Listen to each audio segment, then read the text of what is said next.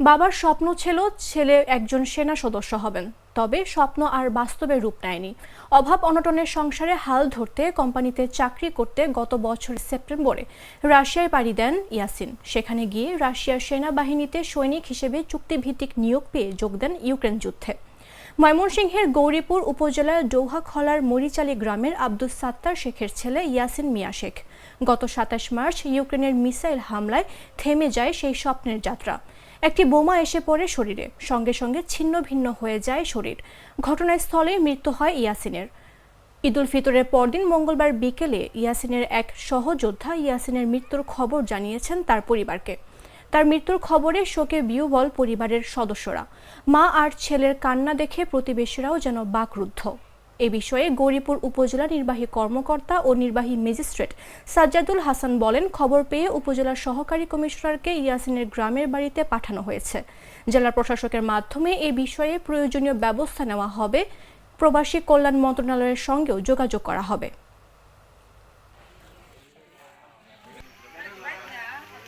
বাংলাদেশ সেনাবাহিনীতে যাওয়ার জন্য অনেকবার সে চেষ্টা করছে এবং সে সিলেকশনও হয়েছিল প্রাইমারি, কিন্তু পরবর্তী সময়ে ফাইনালি তাকে সিলেক্ট করা হয় নাই। যে সে ওই যে ফেসিস্ট যে একটা বিগত দিনে ফেসিস্ট সরকার, সেই সরকারের দলভুক্ত না, সে ওই দলের অন্তর্ভুক্ত না, সে অন্য দলের লোক। এই জন্য তাকে ফাইনালি সবসময় সিলেকশনে নিল, প্রাইমারি সিলেকশনে টিকছে, কিন্তু ফাইনালি সে তাকে বাদ করে দিছে।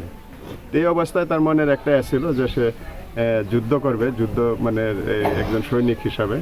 পরবর্তী সময় চাইনিজ একটা কোম্পানির সাথে সে একটা জড়ায়া ওইখানে একটা চাকরিতে ঢুকার পরে ওই চাইনিজ কোম্পানির থ্রুতে সে রাশিয়াতে যায়। রাশিয়াতে যাওয়ার পরে ওইখানে ওই রাশিয়ান সেনাবাহিনীতে ঢুকার পরে ওই ইউক্রেন রাশিয়ান যুদ্ধে সে গত ২৭ তারিখে সে সর্বশেষ সে মাইন অ্যাটাকে সে তার এখানে সে মৃত্যুবরণ করে। ইউক্রেন যুদ্ধে মারা গেছে। ও একটা হতদরিদ্র পরিবারের ছেলে। ওর বাবা ৯-১০ বছর আগে মারা যায়। তার মা অনেক কষ্ট করে দুই ভাইকে লালন পালন করে, তারপর ইয়াসিন শেখ লাস্ট মোমেন্টে সে বঙ্গবন্ধু কলে লেখাপড়া করে সেখান থেকে সুযোগ পায় বিদেশে যাওয়া। অতি কষ্ট করে ঋণ ধার পরিশোধ করে টাকা পয়সা নিয়ে সে রাশিয়ায় চলে যায়। সেখানে সে ইউক্রেন যুদ্ধে নিহত হয় বলে আমরা জানতে পারি। তো অনেক ভদ্র ছেলে ছিল, পাশাপাশি লেখাপড়াও করছে, চেহারা ছবিও ভালো ছিল। তো মনে করুন যে তার বাপ তার মা অনেক লালন পালন করে লেখাপড়া করাইছে।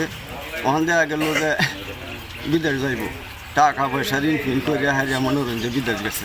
ছেলে তো নাইনি, আমি লাশটা চাই, আমার ছেলের লাশটা চাই। আর আমার এই যে আমার সংসারের এই হালটা, এটা একটা ব্যবস্থা করে দেয়।